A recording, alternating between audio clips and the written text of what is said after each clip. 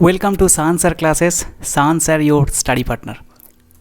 आज की वीडियो में हम बात करेंगे बेंजीन एंड इट्स होमोलोगस की फोर्थ सीरीज के बारे में, और इस वीडियो में पार्टिकुलरली हम बात करेंगे रूल ऑफ एरोमेटिसिटी के बारे में। और हम कोशिश करेंगे इस वीडियो के एंड तक आपको एक क्रिस्टल क्लियर कॉन्सेप्ट देने के लिए। तो रूल ऑफ एरोमेटिसिटी बहुत ही इंपॉर्टेंट है for your BSc organic chemistry, your BPharm organic chemistry, your NEET chemistry.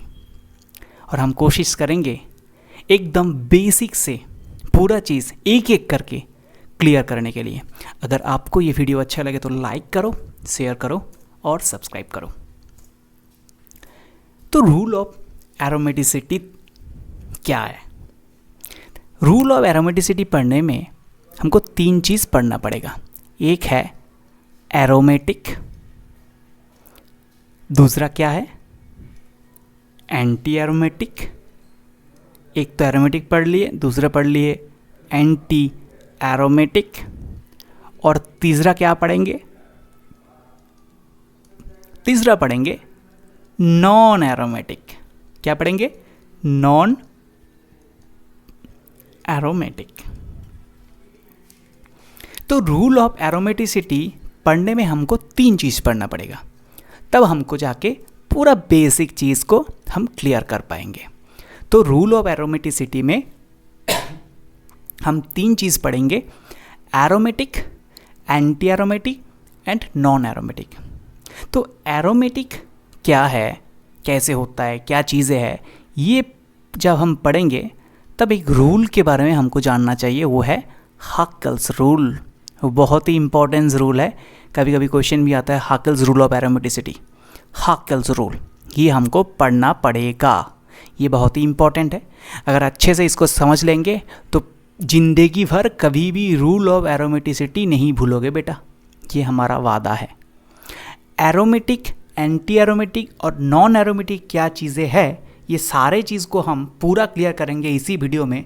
तो वीडियो में पूरा एंड तक, शुरू से एंड तक देखना है। उसके बाद भी अगर समझ में नहीं आए तब मुझे बताना कि सर पूरा देखे थे, शुरू से एंड तक देखे थे, लेकिन तब भी समझ में नहीं आया। ठीक है, उसके बाद हम सोचेंगे हमको क्या किया जाए। ठीक है, तो एरोमेटिक कंपाउंड होने के लिए कुछ कंडीशंस है। तो वो कंडीशन क्या है? पहले चीज़, एरोमेटिक होने के लिए जो कंपाउंड है उसको होना पड़ेगा साइक्लिक। क्या होना पड़ेगा? साइक्लिक होना पड़ेगा और प्लानर होना पड़ेगा। अभी प्लानर मतलब क्या है भाई? सिंपल सी बात करें तो प्लानर मतलब 2D स्ट्रक्चर है ना। प्लेन में जो होता है प्लानर, साइक्लिक होना पड़ेगा और प्लानर होना पड़ेगा, ये एक नंबर कंडीशन है। दूसरा कंडीशन क्या है? कॉन्जुगेटेड सिस्टम होना पड़ेगा। क्या होना पड़ेगा? कॉन्जुगेटेड। अभी कॉन्जुगेटेड सिस्टम जो होता है, वो कॉन्जुगेटेड सिस्टम का मीनिंग क्या है? कॉन्जुगेटेड सिस्टम मतलब एक छोड़ के एक। जैसे कि सोचो कि single double plus, single double minus, single double plus, ऐसे करके कॉन्जुगेटेड सिस्टम होना पड़ेगा। तीसरा चीज़ क्या है जो इम्पोर्टेंट है और सबसे ज़्यादा इम्पोर्टेंट हाकेल्स रूल के लिए, वो होता है 4n + 2 पाई इलेक्ट्रॉन। क्या होना पड़ेगा? 4n + 2 pi electron. ये बचपन से पढ़े हो। अभी यहाँ पे n क्या है? n एक नंबर है, 0 भी हो सकता है, 1 भी हो सकता है, 2 भी हो सकता है, 3 भी हो सकता है, बहुत सारे चीज़ हो सकता है। दे दो, जितना भी लगाना है लगा दो, लगाने में कोई दिक्कत नहीं। लेकिन सबसे ज़्यादा इम्पॉर्टेंट क्या बात है कि लोन पेयर जब हम देखेंगे किसी के ऊपर, अगर लोन पेयर है तो उसको भी हम कैलकुलेट करेंगे as a pi electron. As a pi electron क्यों?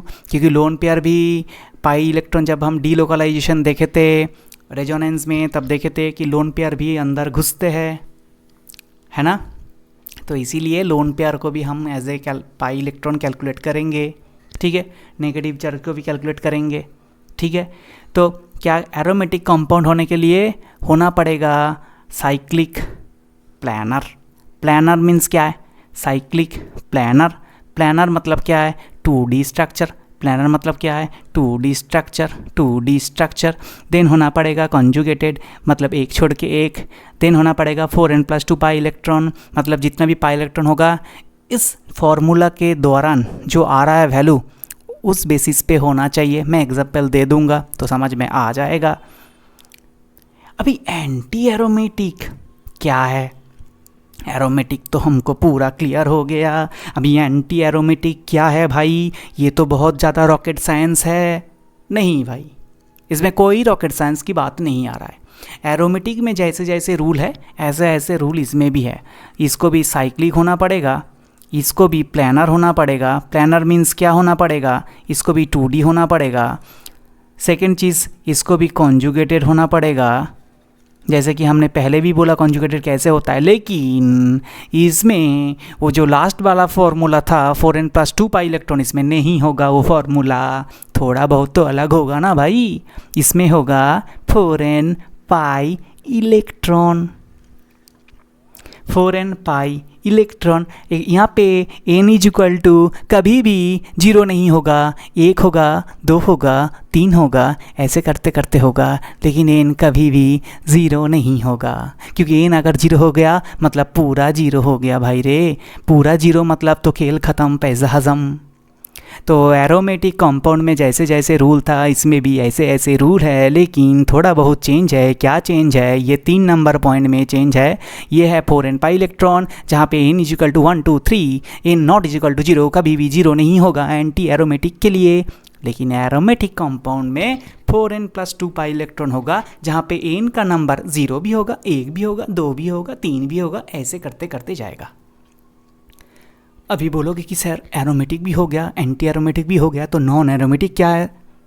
नॉन एरोमेटिक कंपाउंड वो है जो एरोमेटिक भी नहीं है और एंटी एरोमेटिक भी नहीं है ना? ये भी नहीं, वो भी नहीं, हम हैं नॉन एरोमेटिक। इधर का भी नहीं, उधर का भी नहीं, है ना? अभी अगर स्टेबिलिटी की बात करें कि कंपाउंड का स्टेबिलिटी एरोमेटिक और एंटी एरोमेटिक और नॉन एरोमेटिक के बीच में, तो हमेशा याद रखना पहले सबसे ज़्यादा स्टेबल कंपाउंड होता है एरोमेटिक। अगर स्टेबिलिटी की बात करें तो सबसे ज़्यादा स्टेबल होता है एरोमेटिक। एरोमेटिक कंपाउंड के बाद स्टेबल कंपाउंड होता है नॉन एरोमेटिक, और सबसे लास्ट में होता है एंटी एरोमेटिक। देखो अभी अगर तुम क्वेश्चन करोगे कि सर स्टेबिलिटी का बाद जब आया तब आपने एरोमेटिक बोला, उसके बाद बोला नॉन एरोमेटिक, उसके बाद बोला एंटी एरोमेटिक, इसका मतलब क्या है? सबसे ज़्यादा स्टेबल है एरोमेटिक, उसके बाद स्टेबल है नॉन एरोमेटिक, उसके बाद स्टेबल है एंटी एरोमेटिक। तो एंटी एरोमेटिक क्यों इतना ऐसे क्यों हो गया? सर पहले से तो आपने एरोमेटिक एंटी एरोमेटिक का ही रूल बताया, नॉन एरोमेटिक में तो कोई रूल ही नहीं बताया, सिर्फ बोल दिए कि सर एरोमेटिक भी नहीं होगा, एंटी एरोमेटिक भी नहीं होगा। देखो भाई, समाज में जो लोग एंटी सोशल काम करते हैं ना, जो लोग गलत काम करते हैं, उन लोगों का समाज में कोई वैल्यू नहीं है और समाज में रखने का कोई मकसद भी नहीं है। उन लोगों को लास्ट में दे देना चाहिए, उन लोगों को जेल में भेज देना चाहिए। तो इसीलिए उनका स्टेबिलिटी सबसे लास्ट में होता है। क्लियर है? अभी हम एग्जाम्पल देखेंगे, एक एक करके अगर एग्जाम्पल देखेंगे तो सारे चीज़ हम लोगों को क्लियर हो जाएगा। पहले एक एग्जाम्पल हम देखते हैं। देखो फेनॉल की एग्जाम्पल देखेंगे। क्या देखेंगे? फेनॉल की देखेंगे। ठीक है, तो इसमें ये जो कंपाउंड है ये क्या है? पहले तो देख के हमको पता चल रहा है ये साइक्लिक है ना? ये प्लानर भी है, ये कॉन्जुगेट भी है। देखो सिंगल, डबल, सिंगल, हम रिंग की बात करेंगे, रिंग छोड़ के कुछ नहीं बात करेंगे। कॉन्जुगेट भी है, कॉन्जुगेटेड। और पाई इलेक्ट्रॉन कितना है? देखो यहाँ पे जो ऑक्सीजन के ऊपर लोन पेयर है ये नहीं काउंट होगा, क्योंकि ये रिंग के अंदर नहीं है। मतलब रिंग के अंदर नहीं है मतलब क्या है कि ये रिंग के अंदर अभी घुस नहीं रहा है। ठीक है, रिंग के साथ डायरेक्टली जुड़ा नहीं है। ठीक है, रिंग के साथ डायरेक्टली जुड़ा नहीं है, ये एक ऐसे करके जुड़ा है ना। डायरेक्टली अगर यहाँ पे होता तब अगर लोन पेयर होता तो वो काउंट होता, रिंग के अंदर होना चाहिए। ठीक है, अभी यहाँ पे कितना पाई इलेक्ट्रॉन है? 2 4 6, कितना है? 6 पाई इलेक्ट्रॉन। ठीक है, अभी अगर रूल की बात करो, देखो एरोमेटिक में क्या था, मैं यहाँ पे शॉर्ट करके लिख देता हूँ। एरोमेटिक का क्या था, मैं ये दिखा देता हूँ। एरोमेटिक में था साइक्लिक प्लानर, और क्या था, कॉन्जुगेटेड, और क्या था, 4n + 2 pi electron, 4n + 2 pi electron, है कि नहीं, 4n + 2 पाई इलेक्ट्रॉन।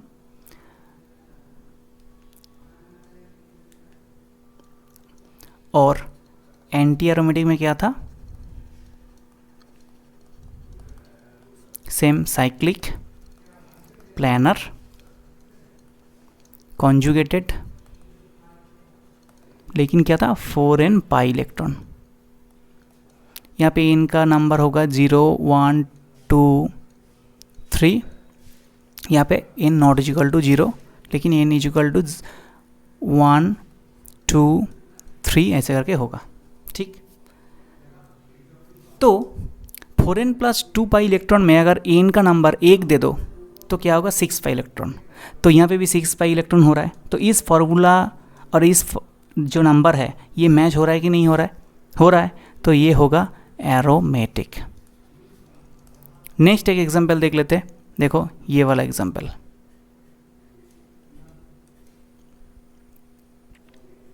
देखो अभी ये जो नेगेटिव चार्ज है ये डायरेक्टली लगा है ना, तभी ये काउंटेबल होगा।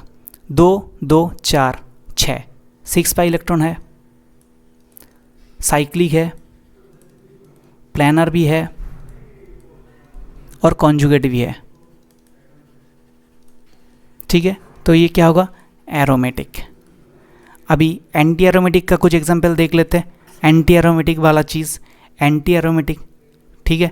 एंटी एरोमेटिक अगर देखेंगे तो पहले मेरे दिमाग में जो आ रहा है वो ऐसा वाला एक एग्जांपल आ रहा है। देखो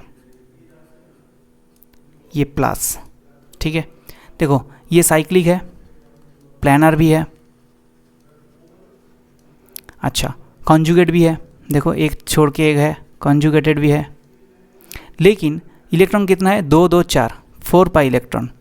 अभी 4 पाई इलेक्ट्रॉन इसी में हो रहा है। देखो एक अगर इनका नंबर n इक्वल टू 1 दोगे तो 4 पाई इलेक्ट्रॉन ही होगा। तो ये होगा एंटी एरोमेटिक, ठीक है, एंटी एरोमेटिक। अभी एक नॉन एरोमेटिक का एग्जांपल दे देते हैं। सोचो कि ये वाला कंपाउंड, ठीक है, जिसमें एक ही डबल बॉन्ड है और यहाँ पे एक प्लस। देखो ये साइक्लिक तो है, लेकिन कॉन्जुगेट है क्या, single single double, double single double होगा तब ठीक है, डबल सिंगल डबल ऐसे कॉन्जुगेट होना चाहिए, लेकिन यहाँ पे तो कॉन्जुगेट नहीं है, ये सिंगल देन डबल हो गया। तो ये नॉन कॉन्जुगेटेड। नॉन कॉन्जुगेटेड मतलब क्या है, मतलब ये एरोमेटिक के अंदर भी नहीं आ रहा है, क्योंकि एरोमेटिक भी कॉन्जुगेट होना चाहिए, एंटी एरोमेटिक भी कॉन्जुगेट होना चाहिए, दो ही नहीं हो रहा है। तो क्या होगा, ये नॉन एरोमेटिक, ठीक है, नॉन एरोमेटिक। तो यहाँ पे हमने aromatic, non aromatic, anti aromatic सभी का एग्जांपल देके हमने डिस्कस किया। अब बुक्स खोलो, बुक्स में बहुत सारे एग्जांपल दिया है, सॉल्व करो। अगर नहीं कर पाओगे तो नीचे कमेंट सेक्शन में ज़रूर कहना, तो मैं एक नेक्स्ट वीडियो में और भी ज़्यादा एग्जांपल लेकर डिस्कस करूँगा, ठीक है, clear. So thank you very much for watching this video. अगर वीडियो अच्छे लगे तो लाइक करो, दोस्तों के साथ शेयर करो और चैनल को सब्सक्राइब करो। Thank you very much.